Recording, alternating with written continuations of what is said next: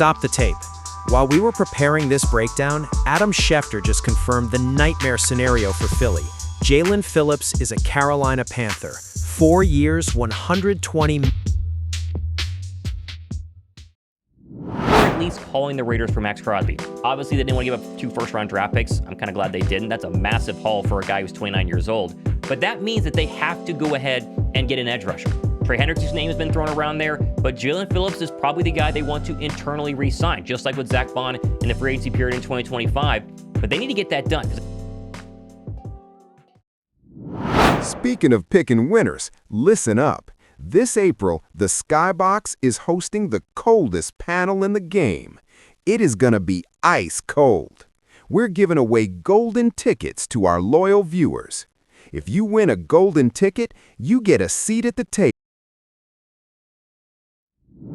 Coach, here is the cold reality of March 9th. The edge market just reset at $30 million a year. If you aren't willing to pay that, you better have a...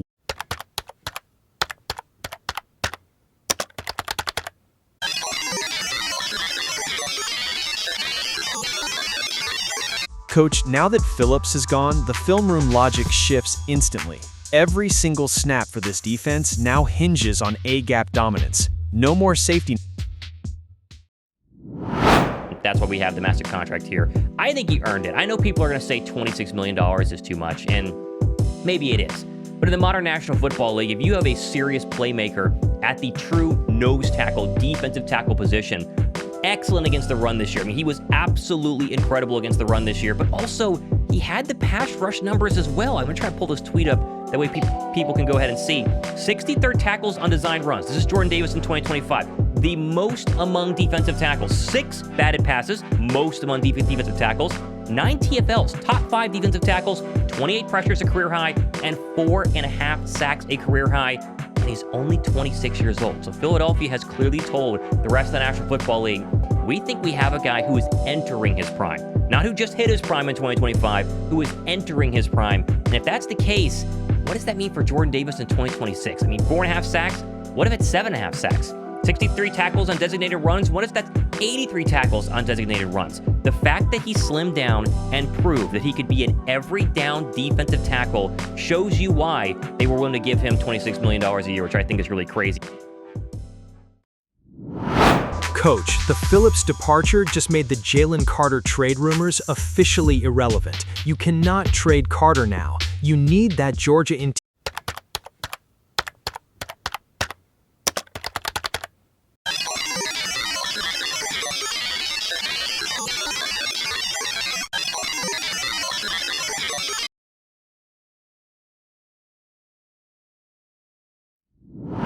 To Philly, and you struggle, but you work hard, and you rise from the ashes and become one of the top players at your position, we're going to reward you. Philadelphia wants to reward internal free agents. They want to reward internal draft picks, and this to me is a great overall, I would say, trendsetter for future draft picks, for future players, right? Jahad Campbell, first-round draft pick this past season. Nakobe Dean likely going to be gone in the coming days. Jahad Campbell, you figure it out, a couple years down the road, you're going to get one of the biggest extensions that a linebacker can get because Howie Roseman rewards his own, and what a great story here for Jordan Davis. Absolutely a great story. Coach, Howie Roseman didn't lose Phillips. He chose a different path. He's betting that $26 million in the middle is more valuable than $30 million.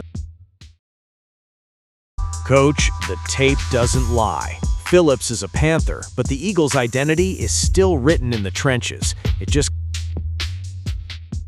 We examine how long-term strategy and roster sustainability dictate the path forward for an organization.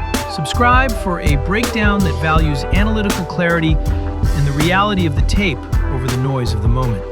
This is Skybox Film Room, where we provide the authority of the tape without the ego of the narrative.